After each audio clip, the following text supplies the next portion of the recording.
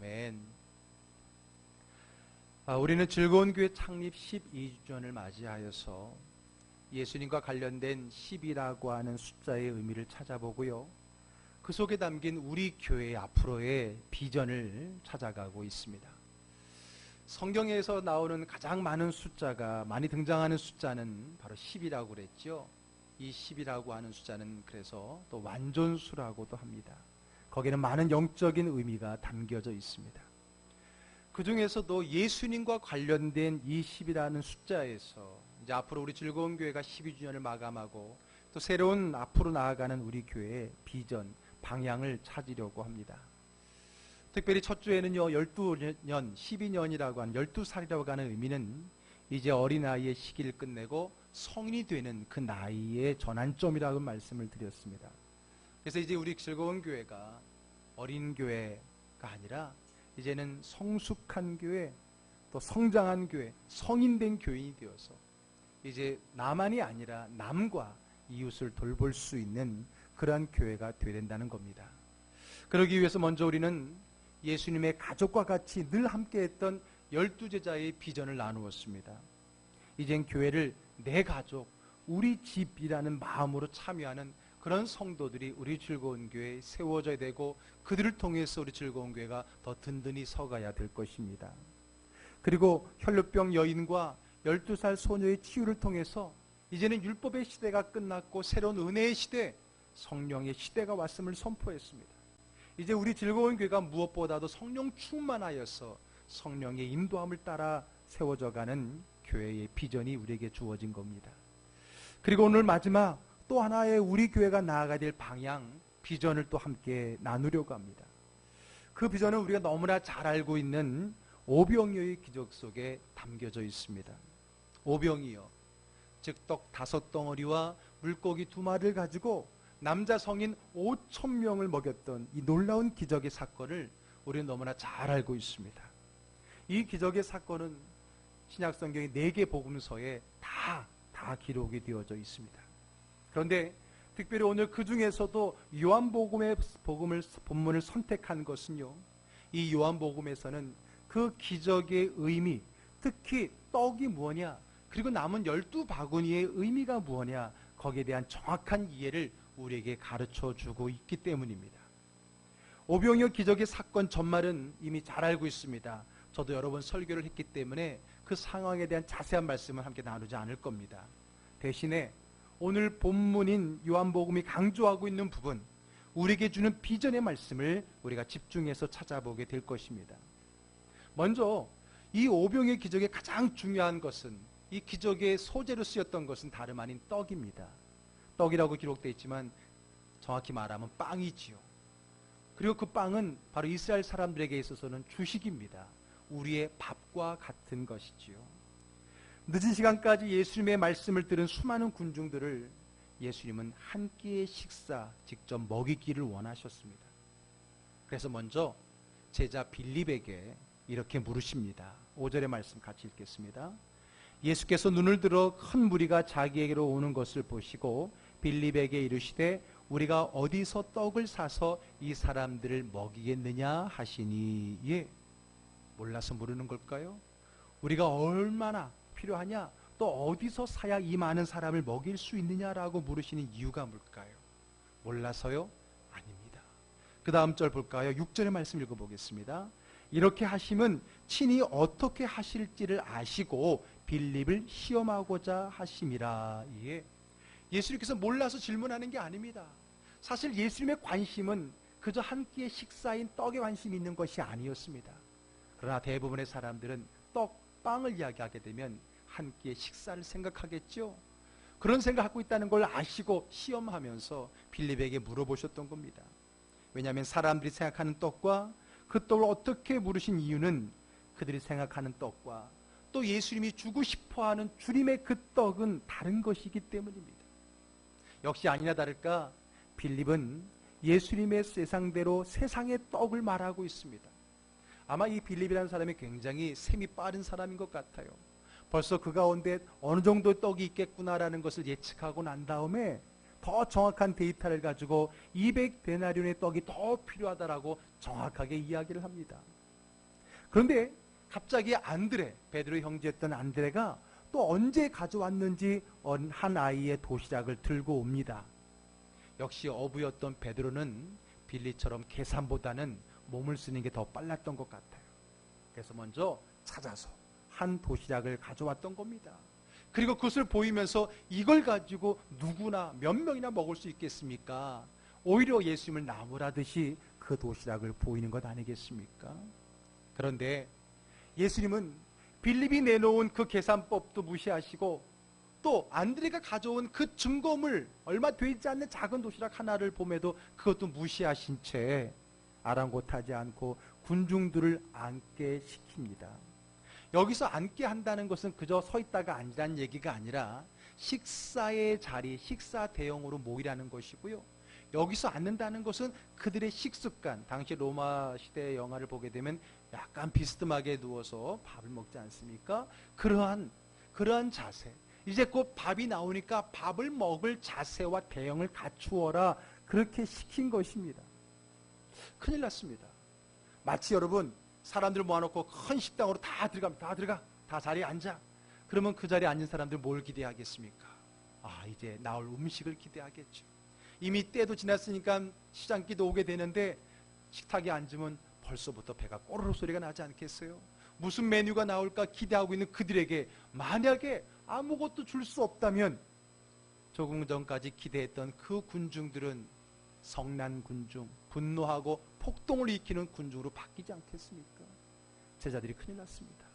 어린아이 도시락 하나를 가지고 이 많은 사람들을 어떻게 먹이려고 이 사람들에게 식사할 자리를 대형으로 앉으라고 말을 하게 하는 것일까요? 그런데 여기에 놀라운 일이 벌어졌습니다. 11절의 말씀 함께 읽습니다.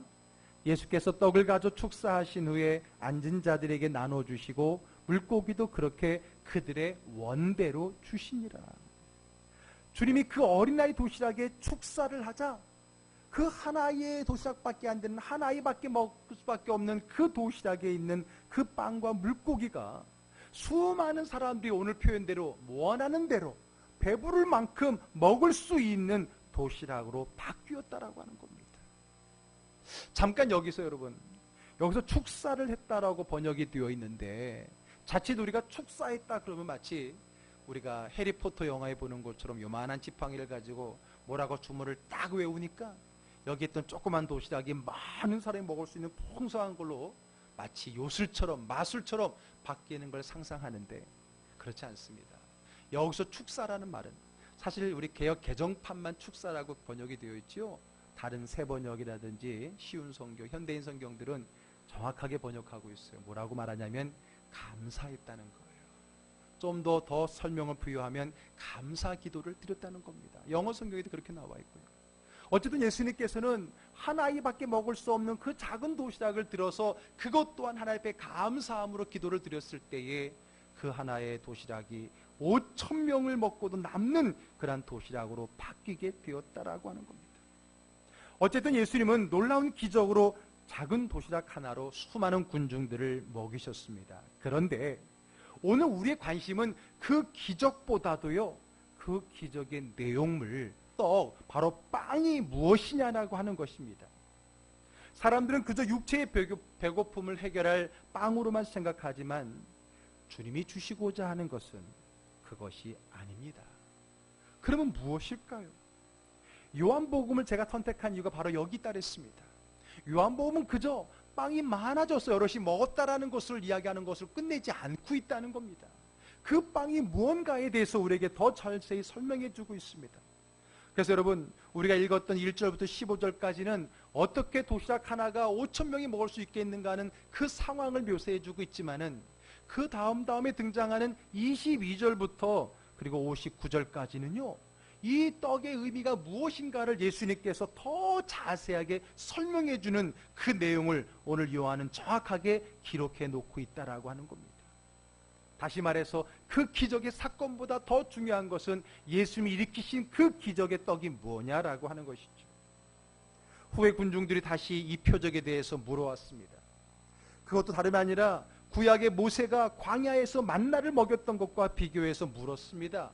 이 떡에 대한 기적에 대해서. 그때 예수님께서 이렇게 대답하셨습니다. 자, 저 뒤로 가서 33절의 말씀 한번 같이 읽습니다. 하나님의 떡은 하늘에서 내려 세상에 생명을 주는 것이니라. 아멘. 무엇을 주는 거라고요? 생명을 주는 거라고 합니다. 모세가 내려준 만나는 한 끼의 생명을 연장해 주는 떡이었지만은 지금 예수님께서 주시고자 하는 것은 한 끼의 식사가 아니라 영원한 생명을 위한 생명의 떡이라고 하는 겁니다. 그러면서 하시는 말씀이 35절의 말씀입니다. 또 함께 있습니다. 예수께서 이르시되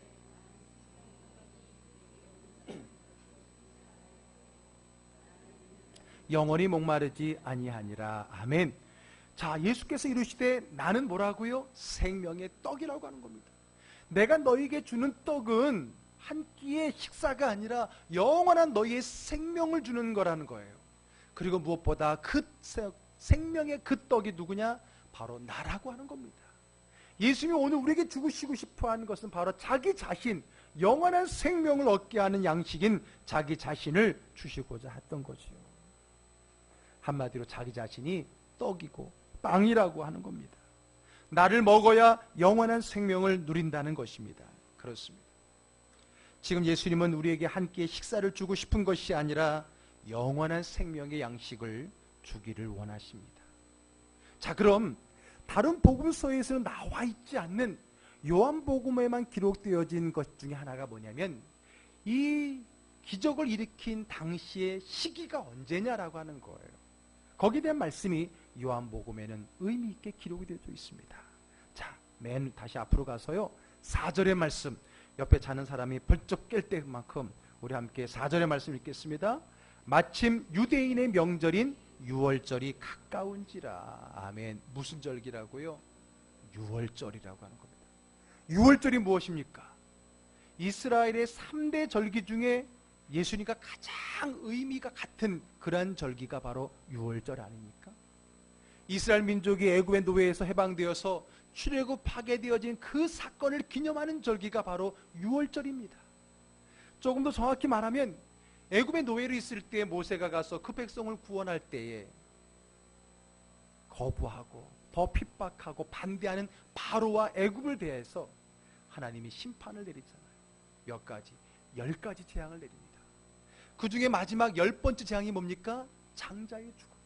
애굽 땅에 있는 모든 생명체, 사람이건 짐승이건 처음 난 것을 다 죽이는 엄청난 재앙이 내려지는데 그때 같은 애굽 땅에 살고 있던 이스라엘 백성을 살려야 되잖아요. 그러기 위해서 하나님이 한 가지 방법을 모세를 통해 일러줍니다. 이스라엘 백성이라면 어린 양을 잡아라. 점 없고 흠 없는 양을 잡아라. 그리고 거기서 나온 그 피를 집 앞 문설주, 집 앞 문 옆에 있는 그 틈에다가 바르고 그 저녁에 그 고기를 먹어라. 그리고 무교병, 즉 이스트가 들어가지 않는, 부풀리지 않는 빵을 먹고 쓴 나물을 먹고 허리띠를 졸라매고 지팡이를 들고 떠날 채비를 하고 밤새 그거를 먹으라는 거예요. 그리할 때 그 애굽 땅에 하나님의 죽음의 영이 임했을 때 그 죽음의 영이 집 앞에 묻어있는 그 피를 보면서 아, 여기는 하나님의 백성의 집이구나 하면서 그곳에서는 죽음을 주지 않고 넘어갔다는 거예요. 그래서 넘을 유자, 넘을 월자를 써서 유월절이 바로 그 기념하는 날이라고 하는 겁니다.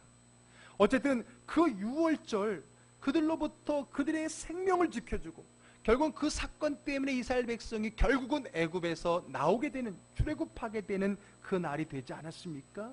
그래서 그 날을 기념해서 이스라엘 민족들은 유월절이라는 절기를 지키는데 그들은 무교병을 먹으면서 포도주와 함께 무교병을 먹으면서 그 날을 기념해 왔던 것입니다. 흔히 예수님의 최후의 만찬이라고 불리는 십자가에 달리시기 전날 제자들과 함께 나눈 식탁도요, 바로 이 유월절 기념 식탁입니다. 왜? 예수님이 십자가에 죽으신 그 절기가 바로 유월절이었기 때문에 그래요. 그래서 예수님은 전통에 의해서 그 유월절의 식탁을 무교병, 떡과 포도주를 통해서 나누었던 것, 그게 바로 우리가 잘 알고 있는 최후의 만찬이었던 겁니다. 그때도 예수님께서 떡을 떼면서 제자들에게 이렇게 말씀하셨습니다. 누가복음 22장 19절 말씀 한번 같이 읽겠습니다. 또 떡을 가져 감사기도 하시고 떼어 그들에게 주시며 이르시되 이것은 너희를 위하여 주는 내 몸이라 너희가 이를 행하여 나를 기념하라 하시고 아멘. 또 떡을 가져 어떻게 했다고요? 감사기도 했다는 겁니다. 그것은 바로 오늘 예수님께서 오병이의 도시락을 들고 축사했던 것과 똑같은 거라 그랬습니다. 감사기도 하고 그를 떼어주면서 뭐라 했습니까? 이 떡은, 이 빵은 너희를 위하여 주는 내 몸, 내 살이다 라고 하는 겁니다. 내 몸, 내 살. 마치 구약시대 때, 출애굽 때에 그 어린 양이 자기의 피와 그리고 살을 띠끼면서 결국은 그들이 그 죽음으로부터 살아날 수 있었고 노예로부터 해방이 될 수 있었던 것처럼 진정한 영의 해방과 구원과 생명은 예수 그리스도의 십자가의 보혈의 피와 그의 찢긴 살 때문이라고 하는 겁니다. 오늘 예수님은 바로 6월절의 어린 양이 바로 나를 기념하는 거고 나를 미리 앞서서 보여준 거라고 이야기하고 있는 겁니다. 바로 6월절의 어린 양이 예수님 자기 자신이라고 하는 겁니다. 세례 요한도 그랬잖아요. 보라, 세상 죄를 지고 가는 하나님의 어린 양이라고 말하지 않았습니까? 그것으로 이스라엘 민족이 생명을 얻고 해방됐듯이 예수님의 피와 살로, 다시 말해 십자가의 죽으심으로 우리가 생명을 얻고 죄의 노예에서 해방되었다는 것입니다. 그래서 예수님은 다른 때가 아니라 6월절의 십자가에 달리신 거예요. 그리고 6월절 십자가에 달리시기 전에 이미 그 전초전이었던 이 오병이어의 사건도 다름 아닌 6월절 절기 즈음에 일어나게 된 겁니다. 오늘 요한이 다른 복음서에서 말하고 있지 않은 그때의 시기가 6월절 즈음이었다라고 말하고 있는 것은 오늘 예수님의 이 오병이어의 사건, 또 그 중에 가장 중요한 그 떡은 바로 예수님이 최후의 만찬에 자신의 몸이라고 주었던 그 떡과 일치한다. 그것은 6월절에 우리를 위해 희생한 그 어린 양의 희생과 일치한다는 것을 우리에게 암시하며 가르쳐주기 위해서 특별하게 그때가 6월절쯤이었다라고 우리에게 말해주고 있는 것입니다. 이것이 바로 요한이 우리에게 전해주는 떡, 빵의 의미입니다. 자, 이제 떡과 빵이 뭔가 의미를 알았어요. 자, 그러면 이제 오병이어의 남은 12바구니의 의미는 무엇일까요? 특별히 오늘 이번 달 우리에게 주제는 이 12이라고 하는 숫자에 있지 않습니까? 자, 마침 절도 12절입니다. 12절의 말씀 한번 같이 읽겠습니다. 그들이 배부른 후에 예수께서 제자들에게 이르시되 남은 조각을 거두고 버리는 것이 없게 하라 하심으로. 예. 여러분, 사실 떡 5덩어리로 5,000명을 먹인 것도 놀랍지만요, 더 놀라운 것은 남은 게 더 많았다는 거예요. 여러분, 처음에 얼마큼 시작했던 것을 먹었으면 빼기를 하던가 나누기를 해야 되는데 이상하게 남은 내용을 보게 되면 이건 뺀 게 아니에요, 더한 거예요. 나눈 게 아니에요, 오히려 곱해버린 숫자가 남아버렸어요. 어린아이의 작은 도시락 하나가 12바구니가 남았다는 것, 이것이 기적입니다. 5,000명이 먹었다는 것도 기적이지만 남은 것이 많았다는 것도 기적이죠. 그런데 여러분, 더 놀라운 것이 있습니다. 저는 이게 더 놀라웠어요. 뭐냐면 굳이 그 남은 것을 챙기라고 하는 겁니다. 그 남은 것을 버리지 말라고 하는 겁니다. 언뜻 생각하면 야, 우리 예수님 참, 이럴 때 쓰는 말이 뭐예요? 알뜰하시다. 알뜰하시다. 우리 어르신들 그랬잖아요. 음식 남기는 거 되게 혼났어요. 어렸을 때 밥 남기는 거, 저는 어렸을 때 그것에 굉장히 훈련을 잘 받아갖고요, 저는 아예 습관적으로 저에게 주어지는 거 다 먹는 습관이 있어요. 음식을 제 위에 맞추는 게 아니라 제게 주어진 분량에 맞추어서 먹는 습관이 있을 정도로. 우리 어른들 음식 남기는 거 싫어하잖아요. 그럼 예수님도 정말 알뜰하고 그 음식을 만든 그 농부 이야기 막 그러면서 지금 남기고 거두라는 거예요? 그건 아닐 거예요. 사실 여러분, 우리가 배고플 때야 아깝고 아쉽지만은 배부르면 사실 그 마음이 사라집니다. 배고플 때 뷔페 가보세요. 내가 저거 다 먹고 말리라 이런 마음이 들지만 요즘 같은 거 한 2번 갔다 오면 배부르더라고요. 3번 갔다 오면 꼭 너무 배부르게 되는데 배부르고 나면요 별로 관심이 없어요. 그렇지 않습니까? 사람들 배고플 때야 허겁지겁 먹지만 배부르면 남은 음식 별로 신경 쓰지 않습니다. 그런데 오늘 예수님께서는요, 그 남은 것에 관심을 가졌어요. 그 남은 것을 버리지 말고 챙기라고 하는 겁니다. 꼼꼼하고 알뜰할 것 같지요. 그러나 그 정도의 의미가 아닙니다. 왜 예수님은 버리지 말고 남기고 챙기라고 했을까요? 그것은 그 떡은, 그 빵은 우리가 지금까지 이야기했듯이 단순한 음식물이 아니기 때문입니다. 그 떡은, 그 빵은 생명이기 때문입니다. 무엇이라고요? 생명입니다. 사실 5,000명이 먹은 양에 비하면 12바구니는 얼마 안 됩니다. 5,000명이 먹은 빵을 다시 토해내고 받아본다면 그게 어마어마하지 않겠습니까? 그들이 먹어 치운 거에 비하면은 남은 12바구니는 얼마 안 됩니다. 배도 부르고 나면요, 그 남은 거 별로 중요하게 생각하지 않을 수 있습니다. 그러나 그것이 빵이 아니라 생명이라면, 그것이 빵이 아니라 사람이라면, 그것이 빵이 아니라 영혼이라면, 그래도 우리가 방치할 수 있습니까? 많다고 남는다고 버릴 수가 있습니까? 아닙니다. 5,000명을 구했으니까 12명쯤이야 포기할 수 있습니까?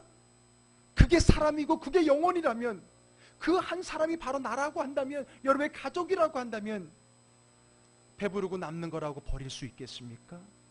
없습니다. 왜? 생명은 단 한 생명이라도 귀한 것이기 때문입니다. 예수님께서 이 땅에 오신 목적이 뭡니까? 바로 그 영혼, 생명 때문이 아닙니까? 복음성가 가사의 중간에 그 멘트 중에, 만약에 예수님이 이 땅에 죄인이 단 한 명밖에 없었더라도 그 한 명을 위해서도 우리 예수님은 친히 이 땅에 오셔서 십자가에 죽으셨을 거라는 그 멘트를 듣고 저는 얼마나 많이 감동을 받았는지 몰라요. 맞아요. 우리 주님은 단 한 명의 영혼을 위해서도 오늘날 기꺼이 십자가를 지실 수 있는, 한 영혼을 소중히 여기시고 한 영혼을 사랑하시는 분임을 우리가 믿어야 됩니다. 아멘. 이 빵이 아니라 생명이라면 우리는 남다고 버릴 수 있는 게 아니었던 겁니다. 예수님은 그 빵을 거두었습니다. 제가 목회를 하면서 깨달은 것이 하나 있다면 바로 한 영혼의 소중함이었습니다. 특별히 제가 개척을 하면서 깨달은 것이 한 가지 있다면 다름 아닌 한 영혼의 소중함이었습니다. 제가 전도를 하면서 깨달은 것이 있다면 그것 또한 한 영혼의 소중함입니다. 그것이 어찌 목회자의 마음뿐이겠습니까? 신앙생활 하는 분이라고 한다면, 그 한 영혼의 소중함 때문에 구원을 경험한 분이라고 한다면 모두 다 신앙생활 가운데 한 영혼의 소중함을 알지 않습니까? 5,000명이 먹어 치운 양에 비하면 남은 12바구니는 보잘것없지만은, 그러나 처음 먹기 시작했던, 아니 그들을 먹여 살렸던 도시락은 사실 이보다 더 작은 어린아이의 도시락이었었습니다. 그런데 여러분, 우리는 그런 속담이 있잖아요. 개구리 올챙이적 생각하지 않는다고. 사실 우리는 이보다 더 작은 것으로 시작해서 먹었어요. 근데 지금 남은 12바구니는 처음 것보다 훨씬 커요. 그러나 지금 우리가 먹어 치운 것보단 작아요. 그러다 보니 자칫 그 남은 것을 찌꺼기를 여기고 소홀히 여길 수 있다라고 하는 것에 대해서 우리는 오늘 도전을 받아야 됩니다. 자칫 교회가 커가면서 사람이 많이 모여들면서 한 사람 한 영혼의 소중함을 잃어버릴 수도 있다는 얘기입니다. 우리 즐거운 교회는 저의 네 식구 한 가정에서 시작이 되었습니다. 그래도 있을 건 다 있었다 그랬잖아요. 남전도 여전도의 주일학교 있을 건 다 있다 그랬었어요. 그런데 그 한 가정이 두 가정이 되고 세 가정이 되고 오늘날 우리 즐거운 교회 이만큼에 모일 수 있게 되었던 겁니다. 오늘 모인 전체에 비해 한 가정 한 사람은 보잘것없지만은, 그러나 이만큼을 만들어낸 생명의 씨앗이었던 것입니다. 혹자는 교회에서 숫자에 너무 민감하지 말라고 말합니다. 그러나 그 숫자가 사람의 숫자, 생명의 숫자, 영혼의 숫자라고 한다면 그래도 우리가 민감하지 말아야 됩니까? 아닙니다. 숫자 노름, 숫자 놀이에 빠지면 안 되겠지만은 그 숫자가 사람이고 생명이고 영혼이라고 한다면은 우리는 그 한 명 한 명에까지 민감해야 되고 관심을 가져야 되고 힘을 쏟아야 될 줄로 분명히 믿습니다. 수가 많아질수록 그 한 사람의 영향력이 줄어드는 것은 교회의 모습이 아닙니다. 수가 아무리 많아도 5천 명이 모여도 5천 가정이 모여도 우리 예수님은 남아있는 한 영혼 한 영혼을 소중히 여기신 줄로 믿으시기를 바랍니다. 오늘 남은 것을 거두라고 하는 그 예수님은 남은 그 한 영혼 한 영혼에 대한 소중함을 우리에게 일깨워 주고 있는 것입니다. 놀라운 것은요, 먹고 남은 것을 버리지 말라고 해서 모았더니 그게 얼마나 되었다고요? 자, 13절의 말씀 읽어보겠습니다. 이에 거두니 보리떡 5개로 먹고 남은 조각이 12바구니에 찼더라. 예, 12주년을 맞이한 우리들이 그렇게 관심 가졌던 또 12이라고 하는 숫자가 여기에 등장합니다. 그냥 먹고 남은 것을 모았더니 많았더라 라고 말할 수 있어도 될 거를 왜 굳이 12이라고 하는 그 의미 있는 숫자에 담은 바구니가 되었다라고 말씀해 주는 걸까요? 예수님이 분명 12바구니에 남게끔 만들어 놓으셨을 거라고 하는 겁니다. 왜 하필이면 12이냐고 하는 거예요. 오늘 성경은 5천 명이 먹은 바구니가 몇 바구니 나더라 얘기하지 않았어요. 100바구니, 1000바구니 이런 얘기하지 않았어요. 그들이 먹고 남은 바구니가 12이라고만 기록하고 있습니다. 남은 것이 12. 우리가 처음 시작해서 말씀했지만은 12이라고 하는 숫자, 10이라는 숫자는 무슨 수라고요? 완전수라고 말했습니다. 그들에게 먹고 남은 빵이 완전한 수로 남았다는 겁니다. 그 말은 무엇을 얘기하는 거예요? 남아있는 그 빵의 희망을 말하고 있는 겁니다. 남겨진 빵이 가지고 있는 더 큰 비전을 12, 12라고 하는 완전한 숫자에 담아서 오늘 주님이 저와 여러분들에게 말씀해 주고 계시는 것입니다. 남은 것이 찌꺼기고 남은 것이 작더라도 그것이 12라고 하는 숫자와 맞물려서 또 다른 완전한 또 다른 가능성 있는 비전의 떡으로 빵으로 우리에게 주어지게 되는 것입니다. 어린아이 도시락 하나로 5천 명을 먹일 수 있었는데 12바구니는 얼마나 많은 사람을 더 먹일 수 있겠습니까? 그 씨앗으로 본다면 12바구니의 그 가능성은 어마어마한 것 아니겠습니까? 이제 오늘 우리 즐거운 교회 12주년에 주는 또 다른 마지막 비전을 여러분들에게 말씀을 드리겠습니다. 우리 교회는 오늘 생명의 떡이신 그 주님의 관심처럼 우리 교회는 생명에 관심을 갖는 생명을 살리는 교회가 되기를 주의 이름으로 축복합니다. 하나님이 교회를 세우신 목적이 뭡니까? 바로 이 생명을 구원하기 위해서입니다. 나만이 아니라 더 큰 가능성이 있는 영혼을 찾아내고 그들을 주님께로 생명으로 인도하는 교회가 되어야 할 것입니다. 여러분 잘 들으세요. 나 혼자 겨우 구원받는 성도로 끝나는 신앙생활 하지 마세요. 잘 들으세요. 우리끼리만 재미있고 우리끼리만 구원받는 교회로 끝나지 않기를 주의 이름으로 축복합니다. 하나님께서 교회를 세우신 목적은, 하나님께서 예수 믿는 저를 아직도 살려서 이 땅에 남겨두신 목적은 나만이 아니라 오병이어와 같은 작은 나 하나를 통해서 또 누군가를 생명으로 먹이고 입히시기 위한 하나님의 생명의 비전 때문인 것을 믿으시기를 바랍니다. 오늘 우리가 그 비전으로 여기 있는 겁니다. 오늘 우리가 그 비전을 가지고 함께 교회를 세워가고 있는 것입니다. 우리 문제 다 해결하고 밖으로 나가자고 하면은 나갈 수 있는 교회 하나도 없습니다. 우리 문제 다 해결하고 이제 남 문제 돌아보자고 한다면 그 사람은 평생 남을 돌아볼 수가 없는 것입니다. 우리 교회 부채 다 해결하자고 하고 나서 그 다음에 선교하자 그러면은 선교할 수 있는 교회 없습니다. 저희 교회는 개척하면서부터 선교했습니다. 저희도 선교비를 받는 교회였지만 그 부분에서 또 일정한 금액을 쪼개서 선교지에 보냈었습니다. 선교는 교회에 주신 하나님의 사명이기 때문에 그렇습니다. 생명을 구원하고 그 생명을 위해 노력하지 않는 교회는 사실 교회가 아닙니다. 우리 즐거운 교회 교제, 그동안 우리 생명, 내 먹거리, 내 생명 가지고 몸부림쳐온 12년이었다면 이제 우리는 밖으로 우리 이웃으로 땅끝까지 생명을 구원하는, 생명을 살리는 그 교회의 비전과 사명을 이룰 수 있기를 주의 이름으로 축복합니다. 이것이 주님께서 교회 그리고 성도들에게 주신 사명입니다. 우리 즐거운 교회가 이제 성숙한 교회가 되어서 이제 비로소 본격적으로 그 사역을 감당해 나아가야 되는 것입니다. 그동안에 이러저러한 이유 때문에, 또 방학이다 덥다 하는 이유 때문에 잠시 우리가 이 지역에 복음을 전하는 것을 쉬고 있었습니다. 이제 더위도 가고 가을이 되었습니다. 저희가 이사 오기 전에 전철역 앞에 있을 때는요, 출근하는 시간에, 아침 출근 시간에 그 출근하는 사람들에게 복음을 증거하려고 그들에게 호두과자 2알씩 예쁘게 포장해서 주부와 함께 나눠줬던 기억이 있습니다.